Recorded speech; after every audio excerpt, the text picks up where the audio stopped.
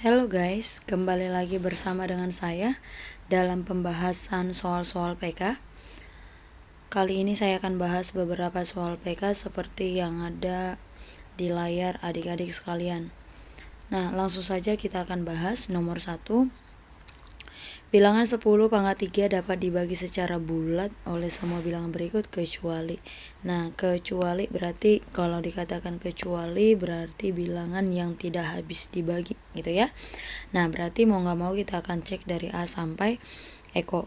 Nah, kita akan coba mulai dari opsi A. Opsi A itu adalah 10 pangkat 30. Ini boleh kita pecah menjadi 10 dikali dengan 10 dipangkatin dengan 29.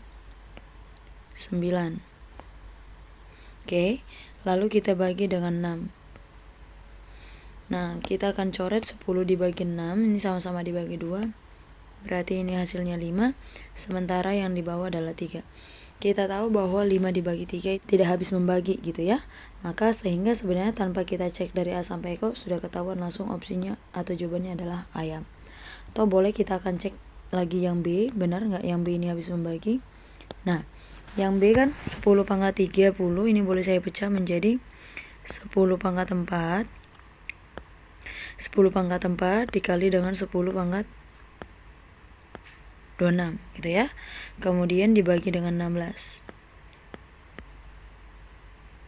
Oke. Kemudian 10 pangkat 4 ini sama aja dengan 2 kali 5 dipangkatin 4. 2 kali 5 pangkat 4. Kalau kita jabarkan berarti ini sama aja dengan 2 pangkat 4. Kemudian dikali dengan 5 pangkat 4. Kemudian dikali lagi dengan 10 pangkat 26. Kemudian 16 ini sama aja dengan 2 pangkat 4. Nah, lalu 2 pangkat 4 dibagi dengan 2 pangkat 4 itu 1, yang mengakibatkan bahwa B ini adalah habis membagi. Kemudian kita akan cek yang C. Nah, yang C sama dengan 10 pangkat 30, ini saya jabarin menjadi 2 pangkat 5 kali 5 pangkat 5. Kemudian dikali dengan 10 pangkat 25. Kemudian dibagi dengan 32. 32 itu sama aja dengan 2 dipangkatin dengan 5. Nah, maka 2 pangkat 5 dibagi dengan 2 pangkat 5 ini juga habis membagi. Kemudian kita akan coba lagi ke opsi D. Nah, opsi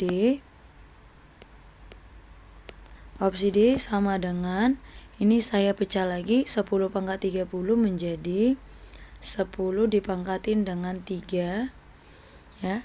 10 dipangkatin dengan 3 kemudian dikali dengan 10 dipangkatin 27. Lalu dipangkatin. Lalu dibagi dengan 125. Nah, 10 pangkat 3 ini saya pecah menjadi 5 dipangkatkan dengan 3 dikali dengan 2 dipangkatkan dengan 3 kemudian dikali dengan 10 pangkat 27. Sementara 125 ini sama aja dengan 5 dipangkatkan dengan 3. Nah, ini tinggal kita coret aja 5, 3. Nah, berarti habis membagi. Nah, kemudian yang terakhir kita akan coba yang Eko. Eko ini sama dengan 10 pangkat 30. Ini saya pecah menjadi 10 kali dengan 10 kemudian dikali dengan 10 kemudian dikali dengan 10 pangkat 27 karena totalnya harus 30 ya. Lalu dibagi sama dengan 250. Nah, ini yang pertama sama-sama dibagi dengan 10. Nah, kemudian dibagi dengan 5. Dibagi dengan 5 ini 5. Dibagi dengan 5 ini 2. 10 dibagi 5 ini 2. Berarti hasilnya juga berupa bilangan bulat. Makanya tadi fix jawabannya adalah ayam.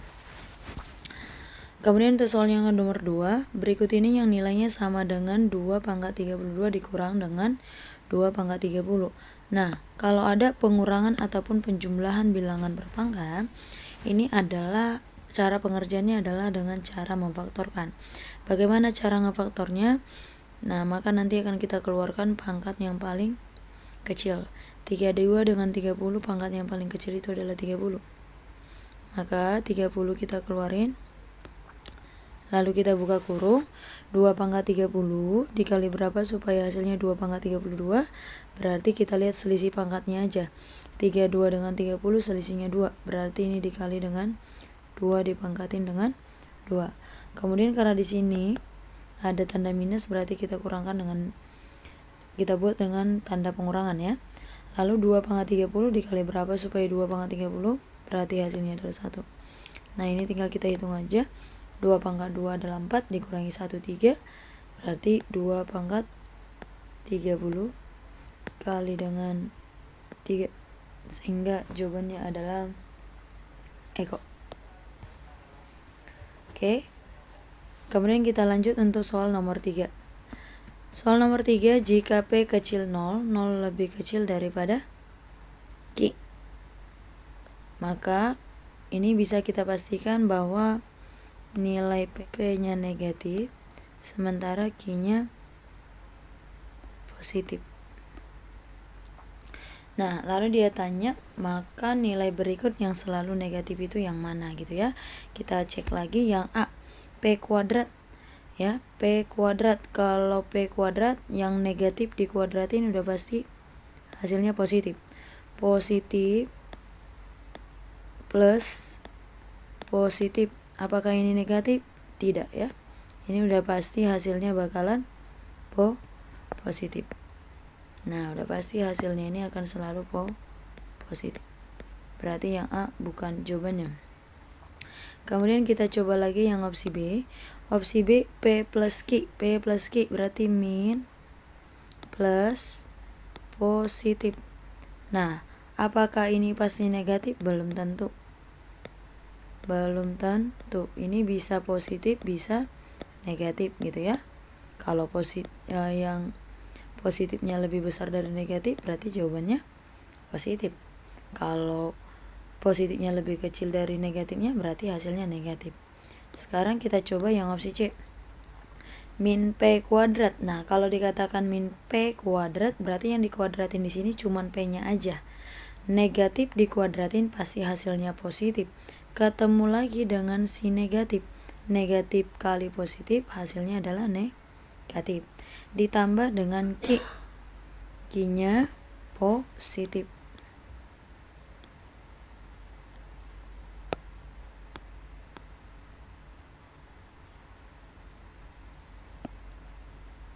Ditambah positif. Nah, ini sama seperti opsi B. Apakah ini udah pasti negatif? Belum tentu. Lalu kita cek yang D. Min P kuadrat berarti minus, kemudian dikurangi dengan Q. Q-nya positif. Berarti ini sama aja dengan minus plus minus. Nah, minus plus minus udah pasti semakin bertambahlah minusnya, berarti hasilnya negatif. Maka jawabannya adalah dodol. Yang dia minta yang pasti yang pasti negatif. Jadi jawabannya adalah dodol. Kalau yang min P, min ketemu min berarti jadi positif. Positif min positif plus min plus. Apakah ini udah pasti negatif? Belum tentu juga. Nah, ini belum tentu. Oke. Jadi fix jawabannya adalah dodol. Oke. Mari kita lanjut dengan soal nomor 4. Soal nomor 4, titik 4, minus 4 terletak di luar lingkaran. Nilai R yang mungkin itu berapa sih gitu ya. Maka yang pertama kita akan substitusi titik 4, minus 4 ke persamaan lingkarannya. Jadi nanti X-nya kita ganti dengan 4, lalu Y-nya kita ganti dengan minus 4. Kalau katanya terletak di luar, Berarti ketika kita substitusikan, hasilnya harus lebih besar daripada jari-jari dikuadratin. Oke, nah langsung saja kita substitusi X-nya 4, berarti nanti jadinya 4 kurang 1 dikuadratin, kemudian plus Y kuadrat, Y-nya adalah minus 4, dikuadratin, harus lebih besar daripada jari-jari kuadrat karena posisinya katanya di luar. Nah, 4 min 1 itu kan sama dengan 3. 3 dikuadratin adalah 9. 9 plus 16 lebih dari R kuadrat. Oke, atau 25 lebih besar daripada R kuadrat. Atau nanti R kuadratnya lebih kecil daripada 25. Nah, R kuadrat lebih kecil dari 25 berarti R lebih kecil dari plus minus 5. Dari mana plus minus 5? Akar daripada 25. Nah, kalau katanya lebih kecil, ya, kalau katanya lebih kecil dan nilainya atau penyelesaiannya lebih dari 1 atau 2, maka nanti penyelesaiannya, cara menyelesaikannya tinggal kita buat bahwa R itu ada di antara, di antara siapa? Yang paling kecil sampai yang paling besar, berarti min 5 sampai 5. Maka tinggal kita lihat R yang di antara min 5 sampai 5. Maka nomor 1 itu benar. Kemudian yang nomor 2 juga benar, nomor 3 juga benar. Sementara yang nomor 4 ini salah karena katanya antara min 5 sampai 5. Sehingga jawabannya adalah ayam. Oke, kita lanjut soal yang terakhir. Soal yang terakhir, apakah X bilangan negatif? Lagi-lagi pertanyaannya adalah apakah.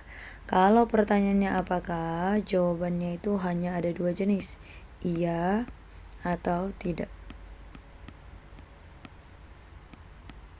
Nah, lalu dikasih bantuannya ada 2, maka akan kita cek satu persatu. Nomor 1, 2X ditambah 3Y lebih besar dari 6. Di sini kita tidak tahu nilai X-nya berapa, nilai Y-nya berapa. Kalau kita main pemisalan atau mengasumsikan nilai X dan Y, berarti kemungkinannya sangat banyak. Nah, jadi kalau nemu soal seperti ini, jauh lebih gampang jikalau sebenarnya kita gambarkan aja. Jadi kita gambarkan pertidaksamaan 2X plus 3Y lebih dari 6. Nah, cara menggambarnya, yang pertama kita ubah dulu pertidaksamaan ini menjadi sebuah persamaan.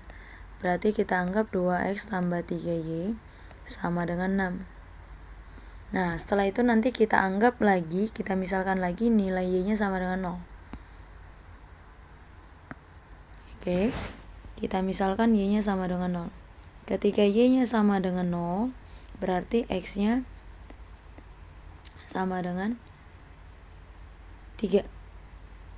Karena 2X ditambah 0 sama dengan 6, berarti X-nya sama dengan 3. Lalu kita balik, tadi Y sama dengan 0, sekarang X-nya sama dengan 0. Kalau X-nya sama dengan 0, berarti Y-nya sama dengan 6 bagi 3, berarti 2. Nah, tinggal kita hubungkan. Yang pertama 3,0. Titik 3,0, anggaplah di sini 3. Lalu yang kedua 0,2. Nah, ini 0,2. Tinggal kita hubungkan. Nah, kurang lebih seperti itu. Nah, cuma karena ini pertidaksamaan, ya, karena ini pertidaksamaan berarti akan ada yang namanya daerah penyelesaian, gitu ya. Nah, daerah penyelesaian, cara ngecek daerah penyelesaiannya adalah kamu mengambil yang namanya titik uji. Ngambil titik uji ini bebas berapa aja, tapi kita usahakan yang lebih gampang dihitung.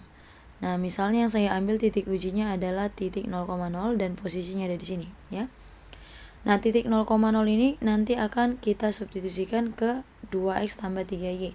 Jadi X-nya kita substitusi 0, Y-nya juga kita substitusi 0. 2 kali 0 tambah 3 kali 0 ini adalah 0. 0 lebih besar daripada 6. Melihat pertidaksamaan ini 0 lebih besar dari 6, ini adalah sebuah pernyataan yang salah, ya, karena tidak benar bahwa 0 itu lebih besar daripada 6. Nah, jadi kalau pernyataannya salah, maka daerahnya harus menjauhi titik uji. Tadi titik ujinya di sini, berarti daerahnya harus menjauhinya, berarti daerahnya ke arah sana. Nah, lalu dia tanya, apakah X-nya bilangan negatif? Kalau kita lihat dari daerahnya, ada dua kemungkinan ya. Jadi X-nya ini bisa negatif. Negatif itu terjadi saat X-nya di sebelah sini gitu ya. Nah, kan daerahnya ada di sini ya. Jadi saat daerahnya di sini, nilai X-nya adalah negatif. Sementara kalau misalnya daerahnya di sebelah sini, nah ini nilai X-nya adalah positif. Jadi ada dua kemungkinan mengakibatkan jawabannya ini bisa iya, bisa tidak. Karena ada dua kemungkinan, berarti pernyataan 1 tidak cukup. Nah, sekarang kita lanjut dengan pernyataan 2. Pernyataan 2, Y kurang dari X min 1.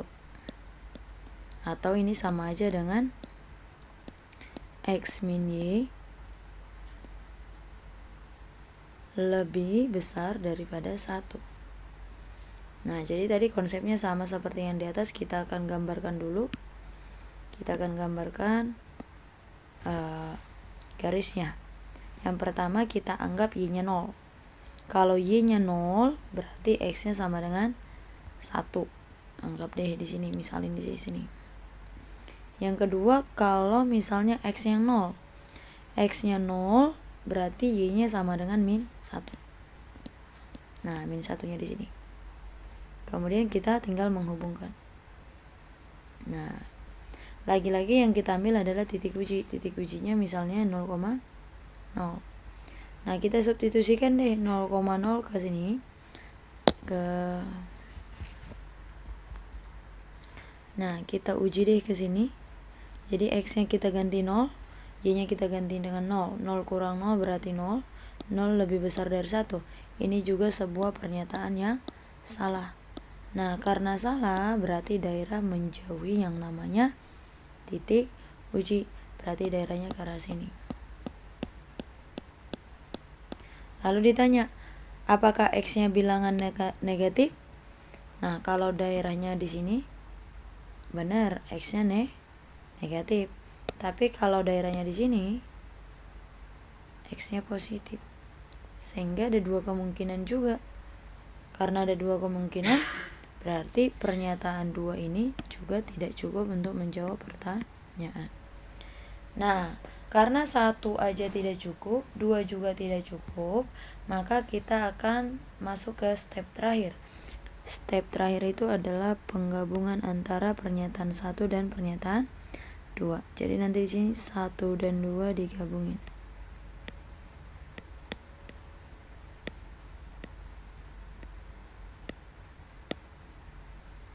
Nah, 1 dan 2 digabung.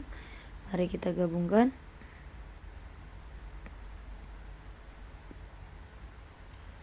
Yang pertama tadi garisnya 2,3. Sini 2, ini 3.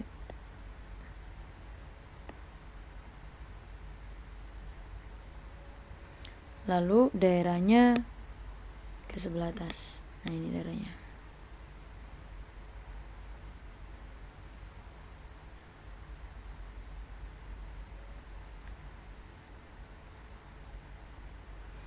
Oke.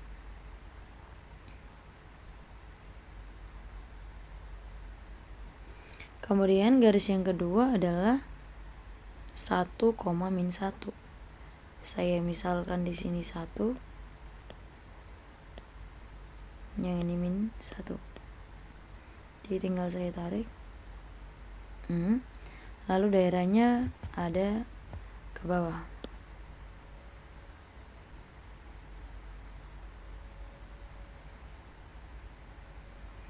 Lalu saya tanya, yang mana yang jadi daerah penyelesaiannya? Daerah penyelesaian itu adalah daerah yang kena arsiran lebih banyak atau paling banyak. Nah, ada di sini ya. Nah, ini berarti ini namanya daerah penyelesaiannya. Oke. Nah, lalu balik lagi ke pertanyaan, apakah X-nya negatif? Kalau kita lihat dari daerahnya, jawabannya tidak ya. Jawabannya tidak. Kenapa? Karena kalau melihat daerah penyelesaiannya, nilai X-nya semuanya bernilai positif. Nah, karena jawabannya tidak dan ini bersifat tunggal, berarti cukup deh untuk menjawab pertanyaan. Sehingga opsinya jawabannya C. 2 pernyataan bersama-sama cukup untuk menjawab pertanyaan. Oke. Nah, sekian pembahasan dari KRH. Mudah-mudahan adik-adik bisa memahaminya. Jika ada mau ditanyakan, silakan dibuat di kolom komentar.